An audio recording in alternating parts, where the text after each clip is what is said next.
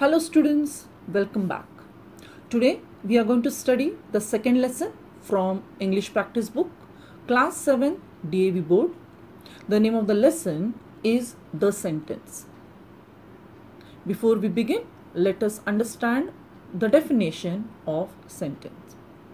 What is a sentence? In layman's term, a group of words which make complete sense is a sentence. Look at the following sentences. I am a teacher. Who are you? What an interesting topic it is. What do you observe in the above sentences? First, all the above sentences make complete sense. Second, a sentence begins with a capital letter and ends with a full stop, a question mark, or an exclamation mark. Third, from the above sentences, we also understand that we use different kinds of sentences while writing or speaking. Last but not the least, each of the above sentences is divided into two parts, a subject and a predicate. Let us now understand and distinguish between a subject and a predicate. What is a subject? In layman's term, subject is the doer of the action, and the dictionary defines it as a person or thing that is being discussed, described, or dealt with is a subject. Let us see some more examples. First example, I am a teacher. Second example, standing on the table, he screamed. Third example, get out of the room. Fourth example, where are the books? Fifth example, what a beautiful picture it is. Sixth example, up went the smoke. Seventh example, gaggling of the geese saved Rome. Do you see that all the above sentences make complete sense? What do you also observe in the above sentences? A sentence doesn't necessarily begin with a subject. It can be placed anywhere in a sentence. Let us pick out the subject from the above examples. Can you guess them? Well, all the words that are highlighted and underlined are subjects. Let me clarify it further. What is the first sentence? I am a teacher. In this sentence, it is very easy to identify the subject as it is placed in the beginning of the sentence. Now let us see the second one. The second sentence is standing on the table, he screamed. Let us interchange the sentence like this. He screamed standing on the table. Are you getting it? Now what do we observe? What is the subject here? The subject here is he. Though he is mentioned afterwards, still he is the subject. Let us see the third sentence. Can you see a subject written in the sentence? No. Then you may be wondering, where did I get you as a subject when it is not written? In imperative sentences, which we shall be learning it after this, subject is not written, but it is implied. What does implied mean? Though the subject is not mentioned, it is clearly understood. let us see a simple example. Use zebra crossing while crossing the road. Now, who should use a zebra crossing? Of course, all of us, that is I, we, you. Was it mentioned there that you should use a zebra crossing? No, but still we understood that these instructions were meant for us. I hope you have no doubt now. Let us look at the sixth sentence. What is the sixth sentence? Up went the smoke. The way we interchange the second sentence, we will interchange this sentence as well. So what will be the sentence? The smoke went up. So what is the subject here? The smoke. I hope you are getting it now. Let us look at the last sentence. The last sentence is a proverb. And you may wonder, why should Rome be not a subject? The reason is, when we ask a question, who or what saved Rome, we get the answer as gaggling of the geese. Are you getting it? Now I'll tell you the secret how to identify the subject. The secret to identify the subject is the question who. Ask who this question to the verb and you will get the answer as the subject. Isn't it easy? Now let us proceed to predicate. What is a predicate? In layman's term, predicate is that part of a sentence which provides us more information of the subject or the doer of the action. And most importantly, a predicate begins with a verb. As per the dictionary, predicate is the part of a sentence or clause containing a verb and stating something about the subject. Let us look at the examples. The first example, I am a teacher. As mentioned earlier, I is the subject. You can see I have put the remaining words in the bracket and the bracket opens before the verb am. So what is the predicate here? Am a teacher is the predicate. Look at the second sentence. Standing on the table, he screamed. As I mentioned earlier, a predicate always begins with a verb. So, what is the predicate in the second sentence? Screamed. Standing on the table is the predicate. Look at the third sentence. Get out of the room. This sentence is an imperative sentence wherein we have omitted the subject which is implied. And what is the subject here? You. So here get out of the room is the predicate. Again you observe what? That get is the verb and the predicate begins with a verb. Let us look at the next sentence. Where are the books? Now here, what is the predicate? Where are. What is the verb here? Are. Let us move to the next sentence. What a beautiful picture it is. Now what is the predicate here? Is and the remaining sentence, what a beautiful picture. In the next one, up went the smoke. As I told you earlier, you interchange the sentence. The smoke went up.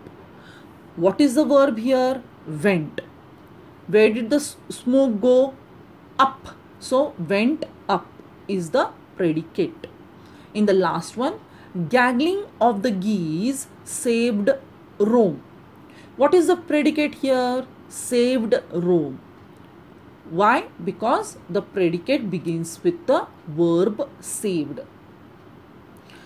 So the words in the brackets are predicates. And if you observe, the words underlined are verbs and all the predicates have a verb. I hope all of you are clear with the concept and you will be able to pick out the subject and the predicate from the sentence.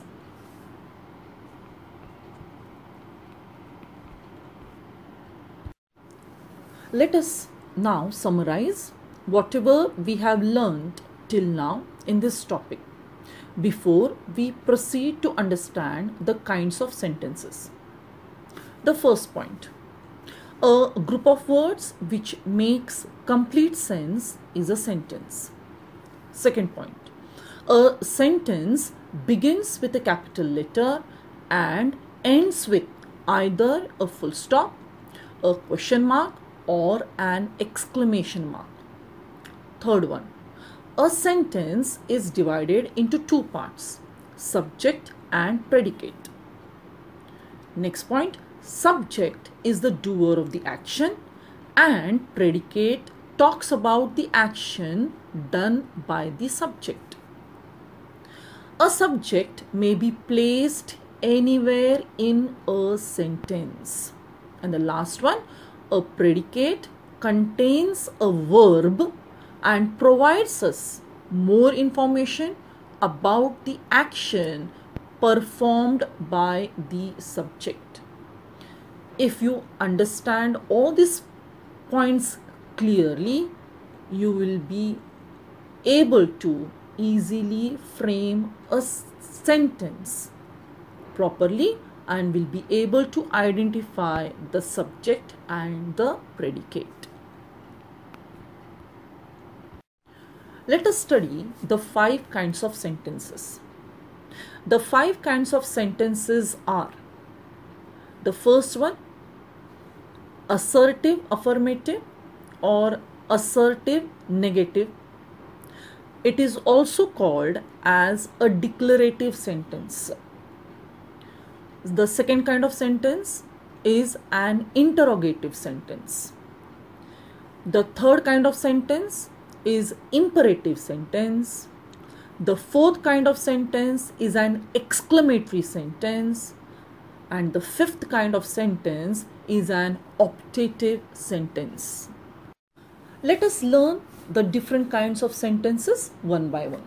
The first one, assertive affirmative or assertive negative sentence. It is also called as a declarative sentence. Let us see 2 examples. The first example, roses are red.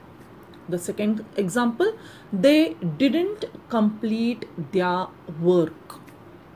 What do we observe in the above sentences? Both the sentences declare to be affirmative or negative, or we can say both the statements state the sentence to be affirmative, that is positive, or negative.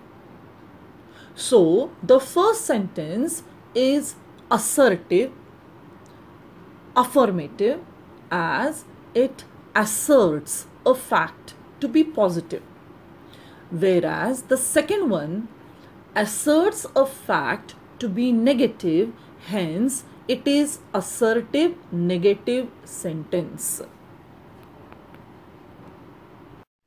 The second kind of sentence that we shall learn now is an interrogative sentence. There are 2 kinds of interrogative sentences. One beginning with auxiliary or helping verbs, and the other beginning with question words or interrogative pronouns. As mentioned earlier, Here the sentence begins with a capital letter and ends with a question mark. Why? Because these are interrogative sentences. Let us see two examples. The first example, did you understand this topic? Second example, what did you learn in this topic? The first example begins with an auxiliary or helping verb, did, and the answer expected from such questions are only yes or no. Whereas the questions beginning with question words or interrogative pronouns, that is what, need a detailed answer. Let us move ahead to the third kind of sentence, imperative sentence. The imperative sentences are basically advices, suggestions, requests, orders, commands, proposals, threats, instructions, etc. The subject used here is implied. I have already explained the meaning of the word implied. Implied means though it is not mentioned, it is clearly understood. Let us see some examples. First one, practice this topic once again. Complete the given work. Don't misuse the technology.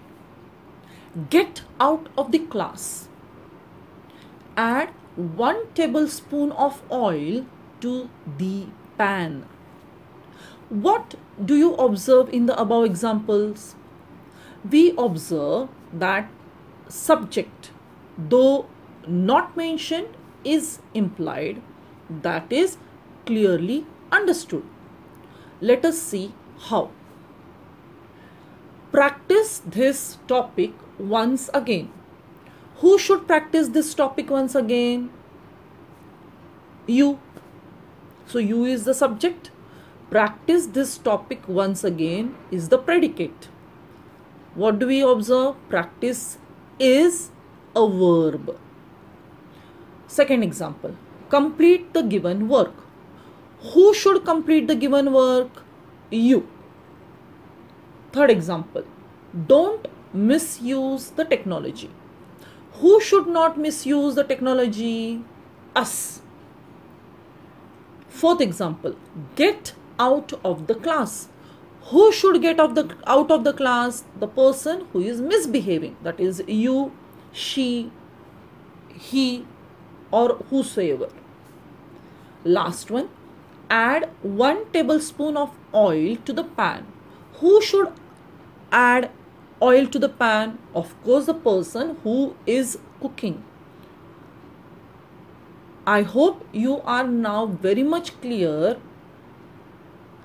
as to how to identify the subject and the predicate, and also that imperative sentences does not have subject mentioned, it is implied. Let us now study the fourth kind of sentence, that is exclamatory sentence. Exclamatory sentences express sudden emotions or feelings. It has two types. One beginning with interjectional phrase and the other beginning with WH words. Let us see two examples of each. First one, hurrah, we have won the game. Oh, it is a great loss. Here in the above sentence, hurrah and oh are interjectional phrases and they express the feeling of joy or happiness, and in the second one it expresses the feeling of sadness or grief. and both these interjectional phrases are followed with an exclamation mark at the end of it. But we have not ended the sentence with an exclamation mark but with a full stop. Why? Because we have already put the exclamation mark at the end of the interjectional phrase hurrah or oh. Let us see second sentences beginning with WH words. The first example, what a mesmerizing view. Second example, how beautifully she sings. The above sentences begins with WH and ends with an exclamation mark. Are you getting it? We come to the fifth kind of sentence, which is an optative sentence. This sentence expresses a prayer or a wish and ends with an exclamation mark. Don't get confused between exclamatory sentences and optative sentences, as both perform different functions. Exclamatory sentences expresses a sudden feeling, whereas optative sentences are prayers or wishes. Example, may you live a healthy and happy life. May God pardon the sinners. What did you observe? The sentence begins with a capital letter and ends with an exclamation mark. But here the exclamation mark is put because in this type of sentences, what are we doing? It expresses a prayer or a wish. With this, we conclude the chapter sentences, and I hope you have understood it. Please revert back with your comments and also check the link given for exercises for practice purpose, and also check the link for the solutions to the practice book. Thank you.